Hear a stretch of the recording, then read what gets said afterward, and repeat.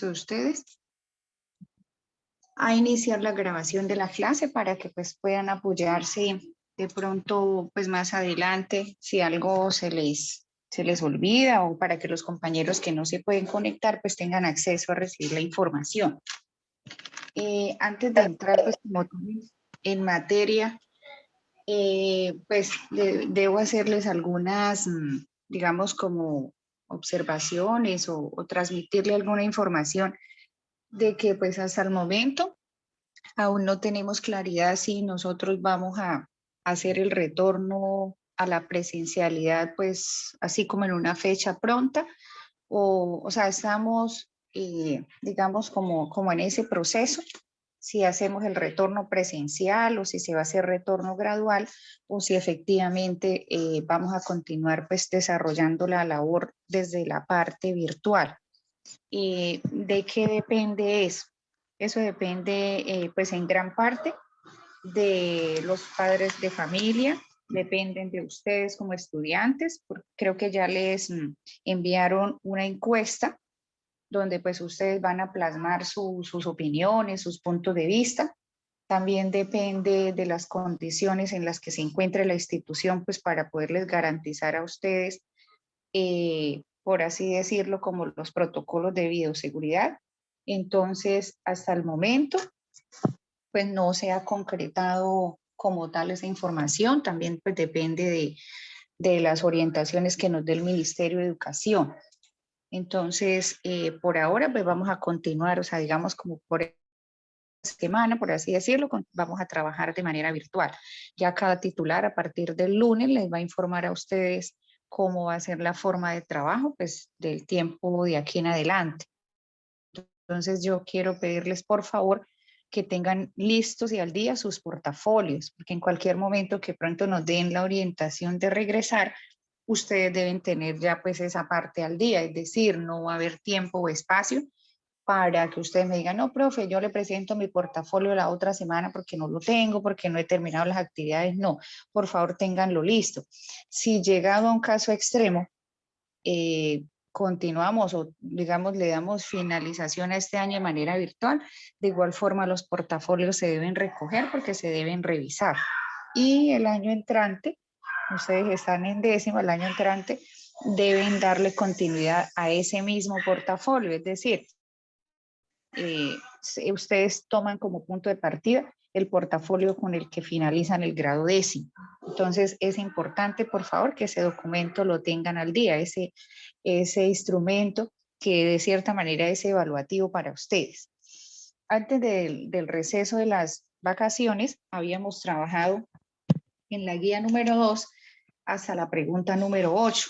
Yo no les di una fecha como tal de entrega, porque se decía que después de vacaciones nosotros retomamos en presencialidad, entonces pues quería hacerles la revisión de esas evidencias en físico en el colegio, pero debido pues a que las condiciones no están dadas, entonces necesito que por favor esa primera parte que ya hemos trabajado me la envíen a través del WhatsApp por el privado a más tardar la próxima semana, es decir, hoy es 15, les recibiría las evidencias el día jueves 22. Entonces, por favor, les agradezco que, primero que todo, que lo desarrollen de manera individual, quienes no lo han hecho.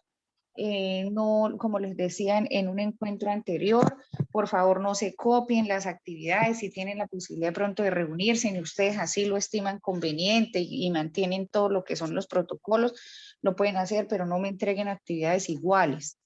O sea, pueden discutirlas, debatirlas en grupo, pero por favor no me entreguen actividades idénticas porque eso yo lo considero como un plagio. Tampoco me envíen, he revisado algunos que me han enviado, hay definiciones muy técnicas, yo sé que esas definiciones no son de ustedes porque pues en los trabajos que ustedes me han enviado anteriormente ya uno va conociendo como el léxico del estudiante y como la forma de trabajo.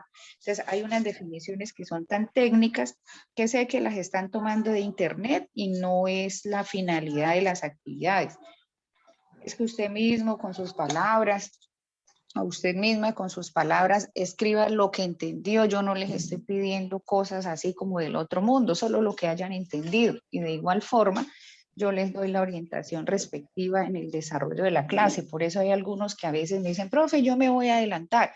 Yo siempre les digo, no lo hagan porque me gusta explicarles y orientarles qué se debe hacer para que no pierdan tiempo. Entonces, no sé si referente a eso tengan alguna pregunta, alguna duda. Eh, También esto, creo que ya les hicieron llegar los boletines. Hay algunos que pronto, ayer me estaban escribiendo que, profe, ¿por qué yo saqué básico? ¿Por qué me puso tanto? Aquí yo quiero pues hacerles una aclaración respecto a la forma como se dieron las calificaciones para ustedes. Nosotros trabajamos, creo que fue alrededor de 6, 7 talleres, o 9, la verdad no recuerdo en este momento cuántos talleres fueron, ustedes saben porque yo se los envié a través del grupo del WhatsApp, y cada uno de esos talleres pues tenía una valoración. Hay estudiantes que entregan las evidencias a tiempo, yo se las califico sobre 5. Hay otros que de pronto las entregan fuera de la fecha, pero no es como tan tardío el envío, entonces las empiezo a calificar desde 4.5, otras desde 4 y otras las califico en el mínimo, que es 3.5 ya cuando el estudiante envía en un tiempo bastante extenso, ¿sí? Porque no voy a valorar lo mismo a alguien que se haya demorado un mes en enviarme las evidencias a alguien que las envió 8 días después, como siempre les dejo las actividades. Entonces, el chico me decía, pero profe, ¿por qué me puso básico? Porque es que allí no les aparecen a ustedes las notas. Entonces, pues quería explicarles también eso. Según pues digamos, la pauta que se nos dio para calificación de ustedes va en un rango, recuerden que ustedes son técnicos y por lo tanto, pues para ustedes la nota mínima es 3.5. O sea, ejemplo, si usted saca en la nota de la técnica o en salud ocupacional o en alguna otra materia saca 3, esa materia está perdida. ¿Por qué? Porque ustedes ya están en el régimen de la técnica y nosotros la parte de calificación está dada por las orientaciones que nos da el SENA. Entonces, en el SENA se aprueba una materia de 3.5 hacia arriba. Entonces, si sacaron 3.4, perdieron la materia, 3.2, o sea, es decir, de 3.4 hacia atrás, la materia está perdida.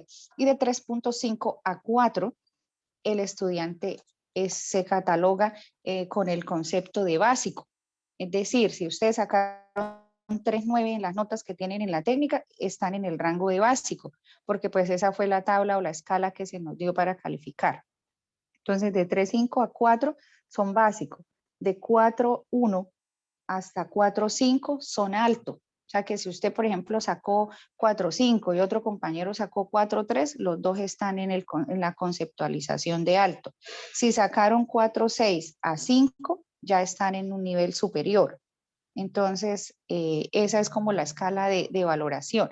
El estudiante que sacó entre 1 y 3.4 tiene un rendimiento bajo. O sea, ahí en la planillita, en el boletín, le debió haber aparecido la conceptualización de bajo. Entonces, si sacó 2.5 y hubo alguien que sacó 1, los dos están en bajo. ¿Ya? Porque estamos calificando es de manera conceptual, es decir, a través de conceptos.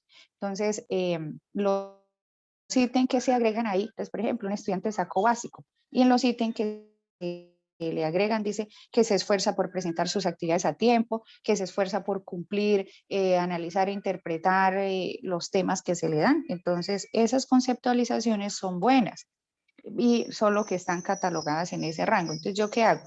Yo ingreso las notas que cada uno de ustedes saca en cada taller, las monto a la plataforma y la plataforma me da un valor final. Entonces, por eso les digo, lo que esté entre 3.5 y 4 son básicos. Entonces, no sé si alguno de ustedes tiene alguna duda referente a la nota que haya sacado en algún taller, ustedes me escriben porque yo pues concedo todo el rango de las notas y, por ejemplo, cuando alguien saca una nota, por así decirlo, bajita, ejemplo, que yo le asigne un 3, yo ahí mismo le escribo un comentario por qué sacó 3. Entonces, si tienen alguna duda o si de pronto tienen alguna inquietud, profe, yo tengo básico, pero quiero saber mi nota final, cuánto fue, me escriben y yo les envío el reporte chiquitico ahí que voy teniendo de cada uno de ustedes en las actividades que me va enviando. porque yo llevo pues como ese control, por así decirlo. No sé si referente a eso tengan alguna duda, alguna pregunta, o iniciamos ya con el tema de hoy.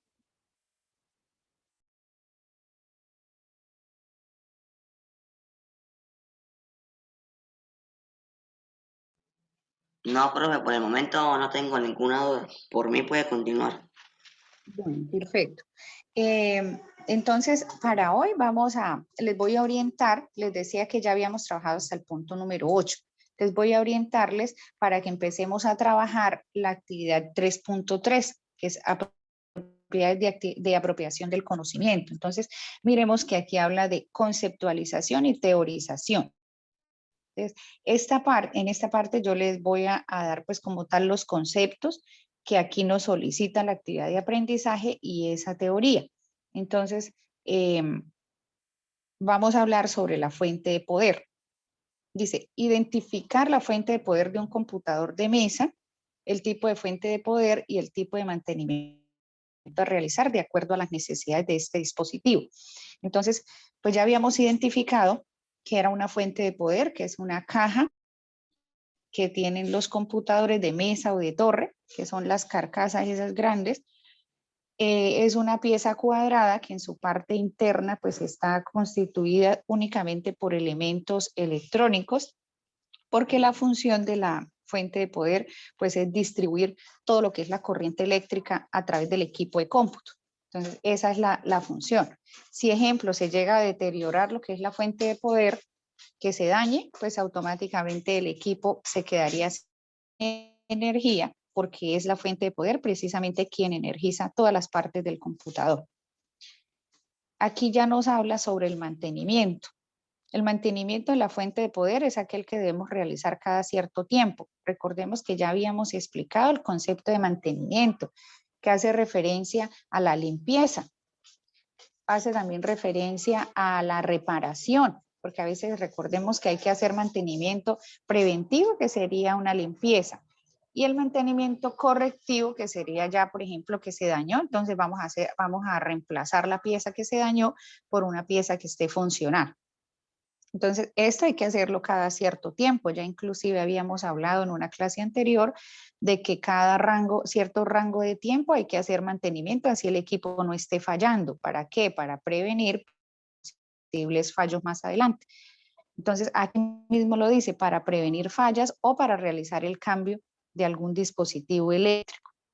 El periodo de mantenimiento de la fuente de poder depende de diversos factores. Esto no solamente para la fuente de poder, este periodo de mantenimiento. También ya lo habíamos hablado en una clase anterior, que depende, o sea, el mantenimiento se le puede hacer a un equipo, ejemplo, cada 15 días, cada 3 meses, cada 6 meses. ¿De qué depende ese periodo de tiempo? Depende de, aquí mismo lo dice, del número de horas diarias que tengamos el equipo en funcionamiento, del ambiente donde se instala. Y en general, si es un equipo nuevo o muy usado, independientemente si es la fuente de poder o cualquier pieza. Entonces, por ejemplo, hay equipos que están constantemente pues en exposición frente a lo que es polvo, tierra.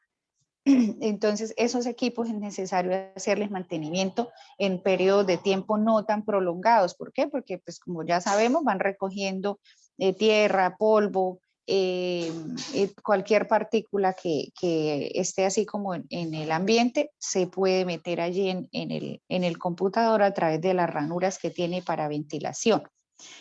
También aquellos equipos que permanecen prendidos constantemente, por ejemplo, equipos que sean de una empresa que los tienen pues todo el día prendidos. Inclusive hay empresas que tienen equipos que duran prendidos día y noche, que son los computadores o equipos que nosotros conocemos como servidores, que son los que guardan la información. Un servidor nunca se apaga, él mantiene las 24 horas de domingo a domingo prendido. ¿Por qué? Porque es el que guarda toda la información de la empresa. Entonces, todos los movimientos que se hagan de día, de noche, siempre los va a almacenar el servidor. Pues ya son equipos especiales que se les debe hacer mantenimiento constante, deben tener muy buena ventilación por el trabajo al que son sometidos. Entonces, no son así equipos pues caseros, como los que pronto nosotros tenemos en casa, que duran, los prendemos 2, 3 horas, o de pronto equipos de oficina que solo duran pues las 8 horas laborales encendidos. Entonces, en el caso de los servidores duran todo el tiempo prendidos de domingo a domingo y las 24 horas del día. Entonces, esos equipos necesitan un tipo de mantenimiento en tiempos no tan extensos para que no se vaya a deteriorar el equipo.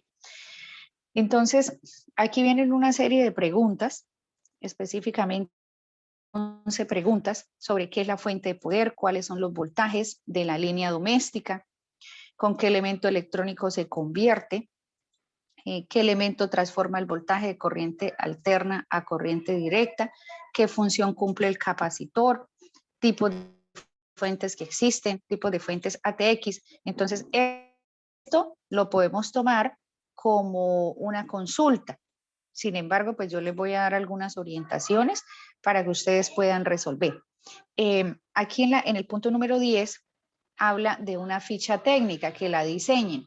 Entonces, yo ya tengo el diseño de la ficha técnica, se las voy a compartir por el WhatsApp para que ustedes la implementen, la desarrollen. Ya ahorita les explico en qué consiste ese formato.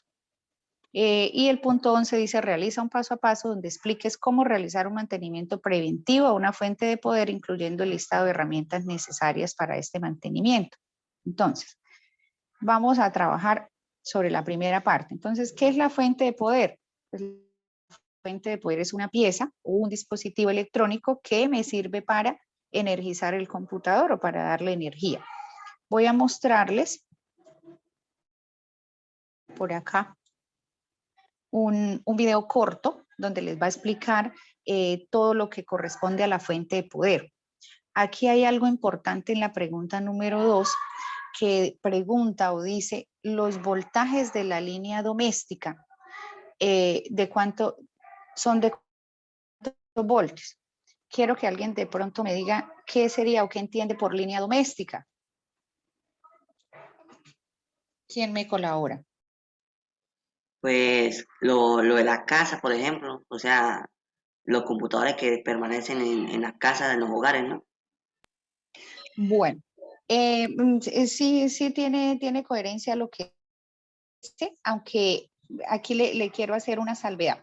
Dice los voltajes de la línea doméstica. Entonces, la línea doméstica es la energía que llega a nuestras casas, ¿sí? Normalmente, la energía que a nosotros nos llega es de 110 voltios. Aunque si de pronto, pues hay algunos hogares que tengan aire acondicionado, la han cambiado a 220. O sea, tienen que aumentarle el voltaje para poder instalar el aire acondicionado, por ejemplo, o para de pronto algún trabajo de soldadura o de carpintería, hay que cambiar las líneas domésticas. Pero normalmente nosotros en nuestra casa nos llega la luz, digamos la velocidad de la luz nos llega a 110, la capacidad. Hay otros hogares pues que la han cambiado a 220, pero resulta que cuando nosotros conectamos el computador a la línea doméstica, es decir, al toma normal, el computador no puede recibir esos 110 o esos 220 voltios porque se iría a fundir, porque es un voltaje demasiado alto el que estaría recibiendo. Entonces, aquí es donde juega papel importante la fuente de poder. Entonces, ya definimos qué es la fuente de poder, ya sabemos cuáles son los voltajes de la línea doméstica, que son los que nos llegan a la casa. Entonces, es el voltaje que recibimos en casa, ya sea 110 o 220. Esa sería la segunda pregunta. La tercera dice, ¿con qué elemento electrónico se convierte de 120 a 12 voltios? Entonces, aquí tenemos algo, la pregunta número 3 la estábamos respondiendo prácticamente en el punto 2. Entonces, dice, ¿con qué elemento electrónico se convierte? Entonces resulta que cuando nosotros prendemos el computador nos llega la luz a 110 o 120 o a 220, como la tengamos organizada. El computador no puede recibir ese voltaje porque, como les dije hace un momento, se iría a fundir. Entonces, ¿qué pasa aquí? La fuente de poder en su parte interna tiene un dispositivo o un elemento que lo podemos conocer como transformador o capacitor, que es el que se encarga de recibir esa energía que llega a 110, 120 o 220 y transformarla únicamente a 12 voltios, que sería lo máximo de energía que podría recibir el equipo. Entonces, ese punto número 3 nos pregunta específicamente eso, ¿con qué elemento electrónico hace el computador esa conversión? Entonces, la hace a través de la fuente de poder, que en su parte interna tiene un transformador pequeño que recibe los 120 y los regula a solo 12 voltios, pues para que el equipo no se nos vaya a fundir o a quemar, o sea, que no reciba más energía de la que es. Entonces, no sé si tengan alguna pregunta hasta el punto número 3.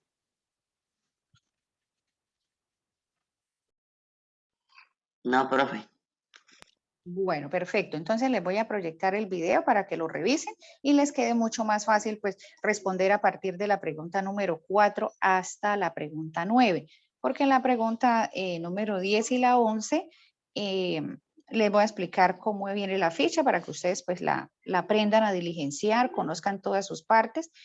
Y finalmente, pues vamos a revisar el punto número 11, donde pues ustedes van a plasmar los pasos para realizarle ese mantenimiento a la fuente. La fuente es una de las partes del computador que más está expuesta a recibir de la parte externa partículas de polvo o de tierra. Entonces, a eso hay que hacerle muy buen mantenimiento para preservar su vida útil.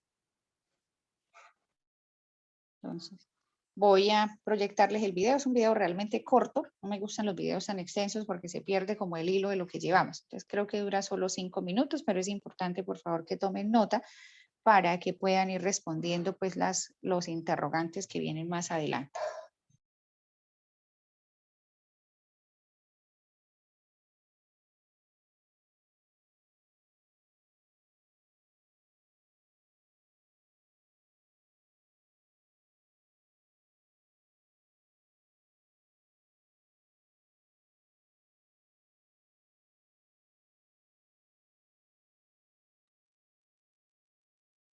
Para computadoras, parte 1. Para que una computadora pueda funcionar, es necesario alimentar de corriente eléctrica cada uno de los componentes que la integran. Para ello, cuenta con una fuente de poder o de alimentación, la cual tiene como funciones principales transformar la corriente alterna de la línea eléctrica comercial en corriente directa, suministrar la cantidad de corriente y voltaje que los dispositivos requieren y, por último, proteger los componentes eléctricos y electrónicos de los problemas en el suministro eléctrico, como subidas o bajadas de voltaje. Los voltajes suministrados por la fuente de alimentación hacia la computadora son más 3.3, más menos 5 y más menos 12 volts. El de más 3.3 y más menos 5 son utilizados básicamente por circuitos electrónicos, memoria RAM, CPU y otros componentes que trabajan con señales digitales. Por otro lado, el de 12 volts es para hacer funcionar los motores de los discos duros, ventiladores, unidades lectoras y tarjetas de video. Existen dos tipos de fuentes de alimentación que puedes encontrar instaladas en las computadoras: AT y ATX. Parece. Fuente de alimentación AT. Prácticamente está en desuso en las nuevas computadoras. Sin embargo, es posible que te encuentres todavía con ella, por lo que te mencionamos algunas de sus características principales. Cuenta con un interruptor mecánico para encenderla. Es ahorradora de energía, ya que al oprimir el botón de apagado no se queda en modo de espera, sino que corta totalmente la alimentación eléctrica. Manejan potencias de 250, 300, 350 y 400 watts. Sus componentes son: ventilador, ayuda a expulsar el aire caliente del interior de la fuente y del gabinete para mantener los circuitos a una temperatura correcta de operación. Conector de alimentación, recibe el cable de alimentación que viene del suministro de corriente. Selector de voltaje, permite seleccionar el voltaje de operación de la fuente, que puede ser de 127 o 240 volts. Conector de suministro a otros dispositivos. Permite alimentar cierto tipo de monitores CRT. Conector AT. Alimenta a la tarjeta madre. La configuración de sus pines es la siguiente. Conector de 4 terminales Molex. Se utiliza para alimentar los discos duros y las unidades ópticas. La configuración de los pines es la siguiente. Conector de 4 terminales Berg. Se utiliza para alimentar las disqueteras. La configuración es como se muestra. Interruptor manual. Permite encender la fuente de manera mecánica. Fuente de alimentación ATX. Es la fuente más instalada en las computadoras actuales. Cuenta con un pulsador en lugar de un interruptor para su encendido. Algunos modelos integran un interruptor mecánico en la parte posterior para evitar tanto el consumo innecesario de energía eléctrica como el estado de reposo stand-by, en el cual consume cantidades mínimas de electricidad. El apagado de la fuente puede ser por medio de software. Manejan potencias en watts. Sus componentes son ventilador, interruptor de seguridad, permite encender la fuente de manera mecánica, conector de alimentación, selector de voltaje, conector SATA, se utiliza para alimentar los discos duros y las unidades ópticas tipo SATA. La configuración es como se muestra. Conector de 4 terminales. Se utiliza para alimentar de manera directa al microprocesador. La configuración es como se muestra. Conector ATX. Se utiliza para alimentar a la tarjeta principal. Existen dos versiones, la de 20 más 4 pines y la de 24 pines. Conector de 4 terminales Molex. Se utiliza para alimentar los discos duros y las unidades ópticas. La configuración es igual que las AT. Conector de 4 terminales Berg. Se utiliza para alimentar las disqueteras. La configuración es igual que las AT.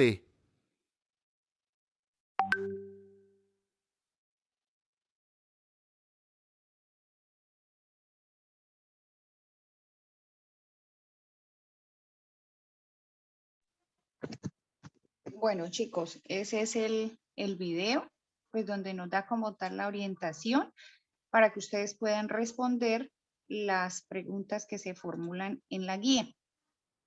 No sé si de pronto tengan alguna inquietud, alguna duda acerca del video. Está, pues, es un video corto donde está, pues, bien explicado. Por ejemplo, aquí la pregunta número 7, ahí les hablaba de los tipos de fuente. Entonces, el video nos explicaba que hay dos tipos de fuente, la que se llama AT y la que se llama ATX. Entonces, ahí estaba la diferencia entre dos. ¿Qué función cumple aquí? ¿Qué elemento transforma el voltaje de corriente alterna en voltaje de corriente directa? ¿Quién me dice? Eso fue lo primero que explicó el video. Alguien que me diga como para ir socializando las preguntas. Ya habíamos trabajado hasta la 3. La fuente de poder. Exactamente, esa es la respuesta. ¿Quién es el que se encarga de transformar lo que les decía ahorita? O sea, la corriente que nos llega, ya sea 110, 120 o 220, en un voltaje de corriente directa. Cuando habla de alterna, es que puede variar el voltaje. Ejemplo, usted puede hacer la medición en cualquier toma de la casa y de pronto le muestra 110, 115, 118, o sea, se llama alterna porque puede ir variando. Y nos damos cuenta, por ejemplo, a veces que uno dice tiene el bombillo prendido y de repente el bombillo quedó como a medias. Es porque la corriente, como es alterna, se bajó un poco del voltaje normal. O a veces estamos de pronto con algún aparato prendido y se sube demasiado, entonces ese por ejemplo pasa en el caso de las neveras, que de pronto se subió demasiado el voltaje y se quemó la nevera como ponerles un ejemplo. Entonces, creo que ustedes allá en el municipio tienen inconvenientes con la parte eléctrica en algunos sectores, por lo mismo, a veces la luz está muy bajita o a veces les llega demasiado fuerte. Entonces, por eso se llama alterna, porque no hay, pues, como tal, quien la regule, así como nos llega a la casa. Entonces, aquí hablan la misma pregunta de voltaje de corriente directo. Entonces, ya cuando se vuelve directa es porque tiene algún dispositivo que así suba o baje, ese dispositivo tiende a mantener esa corriente en un solo voltaje. Entonces, por ejemplo, a veces para los electrodomésticos que tenemos en casa, sea el televisor, el computador, la nevera, es importante comprar un dispositivo que se llama el regulador, un regulador de corriente, que no importa si de pronto se sube la corriente mucho o si se baja, ese regulador tiende a mantener el dispositivo estable. Entonces, lo mismo pasa con el computador. Tiene ese elemento en su parte interna, que es el que nosotros conocemos como la fuente de poder. ¿Qué función cumple el capacitor? El capacitor es el que es capaz de regular la corriente que le llega y transformarla solo a lo que el equipo necesita. Los tipos de fuentes de poder que existen, esto también está ahí en el video que acabaron de ver y se los dije también que son de tipo AT y ATX. Los tipos de fuentes ATX, entonces aquí en esta pregunta número 7, ustedes van a dar la descripción de la diferencia que encuentran o digamos lo que implementó el modelo ATX. Cuando hablamos de AT y ATX son modelos. Se dan cuenta ustedes que en su estructura o en su forma, según lo mostraba el video, la ATX tiene unos elementos distintos a las de AT. AT fueron las primeras que salieron y ya la ATX, pues digamos, revolucionaron, por así decirlo, e implementaron algunas cosas para la parte de la seguridad. Entonces, ahí simplemente definen qué fue lo que se cambió o qué fue lo que se implementó en comparación con los AT. Nombre los diferentes conectores de la fuente de poder. Ahí en el video les explicaba que los cables Molex, el cable BER, que el cable, los SATAs, que ahí les mostraba la figurita, que con algunos se conectan, por ejemplo, los tipos SATA son los que conectan los discos duros. Los Molex son los que van energizando la placa base. Bueno, ahí en el video les explica paso a paso esta parte para que por favor esto pues la tengan en cuenta. Yo ahora que terminemos la sesión les voy a enviar por el grupo el video, voy a subirlo a YouTube para que les quede más fácil de revisarlo, por si necesitan a mirarlo y los que no estuvieron en clase pues se puedan documentar. El punto número 9, realiza un cuadro comparativo con los dos tipos de fuentes que existen. Entonces ya sabemos que vamos a hacer un escrito donde explique las características del AT y al frente las características de ATX. Entonces aquí van a escribir que la una tiene, digamos, cable Molex, que la otra tiene los cables son tipo SATA, que este incluye un dispositivo de encendido mecánico, que el otro tiene tal cosa. O sea, es simplemente medir las características. Todo eso, ¿de dónde lo sacan? Del video que acabamos de ver. El punto 10, diseña la ficha técnica para la funcionalidad de la fuente de poder. Entonces ya ahorita les voy a enseñar la estructura o el modelo de la ficha para que ustedes lo implementen, o sea, lo dibujan ahí en su blog.